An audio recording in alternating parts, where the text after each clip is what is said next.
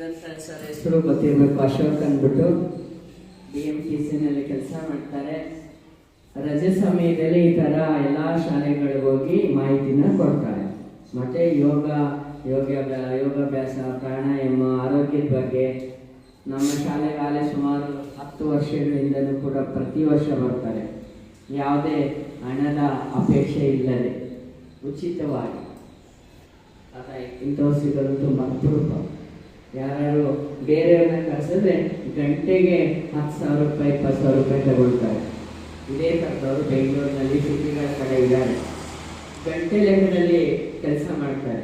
ಇವರು ಬೆಳಗ್ಗೆಯಿಂದ ಯಾವುದೇ ಗಂಟೆಯೂ ಕೂಡ ಲೆಕ್ಕ ಹಾಕಿಲ್ಲ, ಮತ್ತು ಯಾವುದೇ ಹಣದ ಅಪೇಕ್ಷೆಯೂ ಇಲ್ಲ. ಅರ್ಥ ಆಯ್ತಲ್ಲ? ಅದು ಯಾಕೆ ಬಂದಿದ್ದಾರೆ ಇವತ್ತು ಅಂದರೆ ನಿಮ್ಮ ಆರೋಗ್ಯ, ನೀವು ಚೆನ್ನಾಗಿರಬೇಕು, ಭವಿಷ್ಯದ ಪ್ರಜೆಗಳು ನೀವು, ಮುಂದೆ ಈ ದೇಶನ ಕಾಪಾಡುವಂಥವ್ರು ನೀವು, ಉಳಿಸುವಂಥವ್ರು ನೀವು, ಆಡುವಂಥವ್ರು ನೀವು. ಹಾಗಾಗಿ ಒಳ್ಳೆ ಆರೋಗ್ಯವಂತರಾಗಬೇಕು ಅನ್ನೋ ದೃಷ್ಟಿಯಿಂದ ಮಾನ್ಯ ಪ್ರಧಾನಮಂತ್ರಿಗಳು ಇದನ್ನು 2015ರಲ್ಲಿ ಅಂತಾರಾಷ್ಟ್ರೀಯ ಯೋಗ ದಿನ ಅಂದ್ಬಿಟ್ಟು ಜೂನ್ 21 ಡಿಕ್ಲೇರ್ ಮಾಡಿದ್ದಾರೆ. ವಿಶ್ವ ಯೋಗ ದಿನ. ಅವತ್ತು ಎಲ್ಲರೂ ಅವತ್ತೊಂದೇ ದಿವಸ ಅಲ್ಲ, ವರ್ಷ ಪೂರ್ತಿ ಯೋಗ ಮಾಡಿ ಆರೋಗ್ಯ ನೋಡ್ಕೊಂಡು, ಇವತ್ತು ಮಕ್ಕಳ ಯಾವುದೇ ಫುಡ್ಡಲ್ಲಿ, ಯಾವುದೇ ಆಹಾರದಲ್ಲಿ ಯಾವುದೇ ವಿಟಮಿನ್ಸ್ ಆಗಲಿ, ಪ್ರೋಟೀನ್ಸ್ ಆಗಲಿ, ನಿಮಗೆ ಶಕ್ತಿ ಆಗಲಿ ಸಿಗೋದಿಲ್ಲ. ಅದೆಲ್ಲ ಕ್ಷಣಿಕವಾಗಿ ಸಿಗುವಂಥದ್ದು. ಆಲ್ರೆಡಿ ಹೇಳಿದಾಗ ನಮ್ಮಲ್ಲಿ ಸಿಗುವಂಥ ಕೋಕೋ-ಕೋಲಾ, ಪೆಪ್ಸಿ, ಸ್ಪ್ರೈಟು ಅವೆಲ್ಲ ಸ್ಲೋ ಪಾಯ್ಸನ್. ನಿಧಾನಕ್ಕೆ ನಿಮ್ಮನ್ನು ಆರೋಗ್ಯನ ಒಂದು ಕೊನೆ ಸಾಯಿಸೋದಕ್ಕೆ, ನಿಮ್ಮನ್ನು ಕೊನೆಗಳಿಸ್ಲಿಕ್ಕೆ ಬರುವಂಥ ಕೊನೆ ಪದಾರ್ಥ.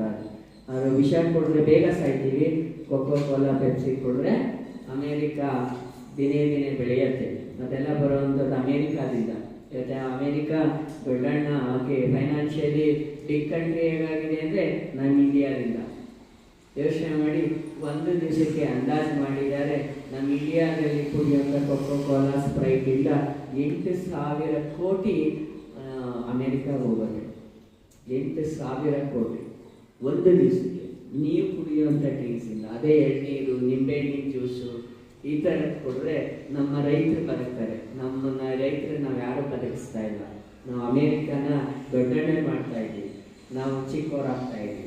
ಯೋಚನೆ ಮಾಡಿ, ದಯಮಾಡಿ ಅವನ್ನೆಲ್ಲ ಒಳ್ಳೇದಲ್ಲ. ಕೋಕೋ-ಕೋಲಾ, ಸ್ಪ್ರೈ, ಹೊಸದಾಗಿ ಸ್ಟಿಂಗ್ ಅಂತ ಬಂದಿದೆ, ಎನರ್ಜಿ ಅಂತ ಬಂದಿದೆ, ಆಮೇಲೆ ಕ್ಯಾಂಪ ಅಂತ ಬಂದಿದೆ. ಅವೆಲ್ಲ ಯಾವುದೇ ಫ್ರೂಟ್ಸ್ ಇಲ್ಲ ಅದರಲ್ಲಿ. ಸರಿ ಹೇಳಿದ್ರಲ್ಲ ಅವಾಗಲೇ, ಎಲ್ಲ ಫ್ಲೇವರ್ಸ್ ಅಷ್ಟೇ, ಆರ್ಟಿಫಿಷಿಯಲ್ ಫ್ಲೇವರ್ಸ್ ಯೂಸ್ ಮಾಡಿದರೆ. ಅದನ್ನು ಕುಡಿಯೋ ಬದಲು ನಿಮ್ಮ ಮನೆಯಲ್ಲಿರೋ ಎಳ್ನೀರು ಕುಡೀರಿ, ಗಿಡದಲ್ಲಿ ತಿಟ್ಕೊಂಡು ಅಕ್ಕಪಕ್ಕ ತುಟ್ಕೊಂಡು ಕುಡೀರಿ, ನಿಂಬೆಹಣ್ಣು ಜ್ಯೂಸ್ ಮಾಡ್ಕೊಂಡು ನೀವೇ ಕುಡೀರಿ. ಅದಕ್ಕೆ ಸಕ್ಕರೆ ಬಳಸಬೇಕು. ಸಕ್ಕರೆಯಲ್ಲಿರುವಂಥ ಕೆಮಿಕಲ್ಸ್ ಇನ್ಯಾವುದ್ರಲ್ಲೂ ಇಲ್ಲ. ಅರ್ಥ ಆಯ್ತದೆ? ಸಕ್ಕರೆನ ಆದಷ್ಟು ಎಷ್ಟಾಗುತ್ತೋ ಅಷ್ಟು ಕಡಿಮೆ ಮಾಡಿ. ಸಕ್ಕರೆಯಲ್ಲಿ ನಿಮ್ಮ ಮನೇಲೂ ಕೂಡ ಯೂಸ್ ಮಾಡಬಾರ್ದು. ವೈಟ್ 5 ಪದಾರ್ಥಗಳಿದೆ, ಬಿಳಿ ಪದಾರ್ಥಗಳು. ಆ 5 ಪದಾರ್ಥಗಳನ್ನ ನೀವು ಸ್ಟಾಪ್ ಮಾಡಿ ಆದಷ್ಟು ಕಡಿಮೆ ಮಾಡಬೇಕು. ಉಪ್ಪ ಕಡಿಮೆ ಮಾಡಬೇಕು. ವೈಟ್ ಉಪ್ಪು ಇದೆಯಲ್ಲ, ಕಡಿಮೆ ಉಪ್ಪು ತಿನ್ಬೇಕು. ಜಾಸ್ತಿ ಉಪ್ಪು ಹಾಕೊಂಡು ಊಟ, ಸಾಂಬಾರ್ಗೆ ಹಾಕಿರೋ ಉಪ್ಪು ಸಾಕು. ಮತ್ತೆ ಅನ್ನದಕ್ಕೆ ಕಲ್ಸ್ಕೊಂಡ ಮೇಲೆ ಉಪ್ಪು ಹಾಕೊಂಡು ತಿನ್ಬಾರ್ದು, ಅದು ಡೇಂಜರ್ ಇದೆ. ಆ ಥರ ತುಂಬ ಟಿಪ್ಸ್ ಇದೆ, ಹೇಳ್ತಾ ಹೋದೆ. ಸರ್ ತುಂಬ ಹೇಳಿದ್ದಾರೆ ನಿಮಗೆ. ನೀವು ಇದನ್ನು ಕಡಿಮೆ ಮಾಡಿದ್ರೆ ಸಾಕು, ನೀವು ಆರೋಗ್ಯವಂತರಾಗ್ತೀರಿ. ನೀವು ಆರೋಗ್ಯವಂತರಾದರೆ ವಿದ್ಯಾವಂತರಾಗ್ತೀರಿ. ನಿಮ್ಮ ಆರೋಗ್ಯ, ಫಿಸಿಕಲ್ ಫಿಟ್ನೆಸ್ ಚೆನ್ನಾಗಿದ್ರೆ ಮೆಂಟಲಿ ಚೆನ್ನಾಗಿ ವರ್ಕ್ ಮಾಡುತ್ತೆ. ಅರ್ಥ ಆಯ್ತಲ್ಲ?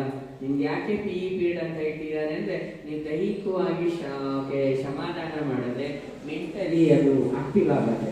ಹಾಗಾಗಿ ಎಲ್ಲ PE ಕ್ಲಾಸಸ್ನು ಕೂಡ ಇಂಟ್ರಡ್ಯೂಸ್ ಮಾಡಿರೋದು. ಯೋಗ ದಿನನೂ ಕೂಡ ಆಚರಣೆ ಮಾಡ್ತಾ ಇರೋದು ಇದೇ ಉದ್ದೇಶಕ್ಕೆ. ನಾವೆಲ್ಲರೂ ಆರೋಗ್ಯವಂತ